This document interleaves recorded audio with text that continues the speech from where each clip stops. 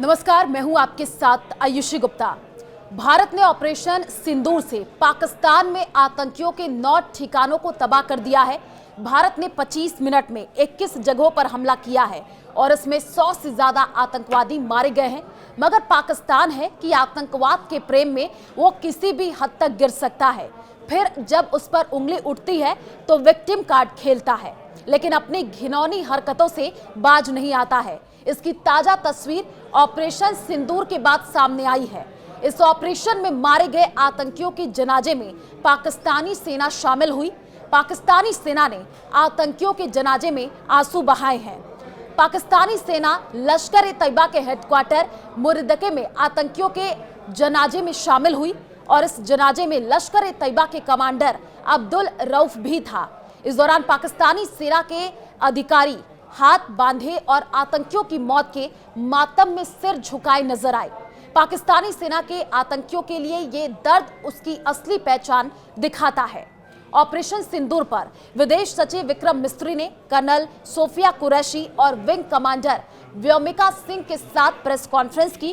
विक्रम मिस्री ने कहा कि पहलगाम पर हमला जम्मू कश्मीर में सामान्य स्थिति की वापसी को कमजोर करने के मकसद से किया गया था। पहलगाम में हमला बहुत ही बर्बरतापूर्ण था, जिसमें पीड़ितों को बहुत करीब से और उनके परिवार के सामने सिर में गोली मारी गई थी।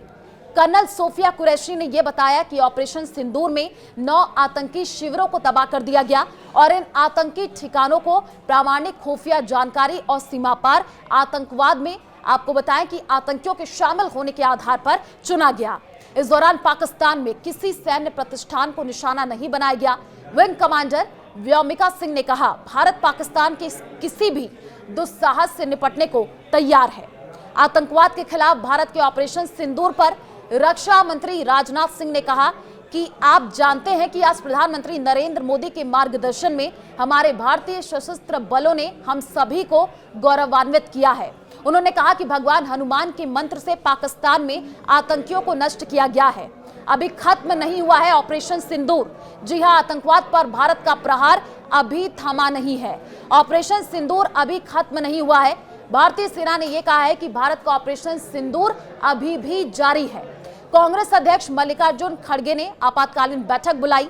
इसमें लोकसभा में विपक्ष के नेता राहुल गांधी और अन्य नेताओं ने मौजूदा सुरक्षा स्थिति पर चर्चा भी की। इस दौरान सेना के ऑपरेशन सिंदूर पर खड़गे ने कहा कि हम सरकार से साथ हैं, कदम से कदम मिलाकर के उनके साथ हैं। जांबाज सैनिकों को सलाम करते हैं।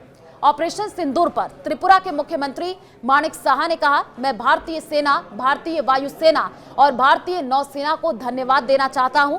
प्रधानमंत्री मोदी ने जो कहा था वही किया है। उन्होंने कहा था कि किसी को बख्शा नहीं जाएगा। आतंकवाद के खिलाफ पाकिस्तान में भारत की एयर स्ट्राइक का जो है अजरबैजान ने विरोध किया है। अजरबैजान के विदेश मंत्रालय की ओर से जारी बयान के मुताबिक हम इस्लामिक गणराज्य पाकिस्तान के खिलाफ सैन्य हमलों की निंदा करते हैं और पाकिस्तान के लोगों के साथ खड़े हैं, ये कहा गया। पाकिस्तान के मित्र देश ने कहा कि हम दोनों पक्षों से संयम बरतने और कूटनीतिक तरीकों से संघर्ष को हल करने का आह्वान करते हैं। राष्ट्रीय सुरक्षा सलाहकार अजीत डोभाल ने अमेरिका, ब्रिटेन, सऊदी अरब और जापान के अपने समकक्षों से बातचीत की है। रूस और फ्रांस के अधिकारियों से भी संपर्क किया है। ऑपरेशन सिंदूर ने पाकिस्तान को सैन्य, आर्थिक और कूटनीतिक मोर्चे पर चारों खाने चित कर दिए। भारत की ये रणनीति न केवल आतंकवाद को कुचलने में कामयाब रही, बल्कि पाकिस्तान की कमजोरियों को भी बेनकाब कर दिया है। पाकिस्तान अब बौखलाहट में खोखली धमकियां दे रहा है, लेकिन भारत की ताकत के सामने उसकी एक न चली।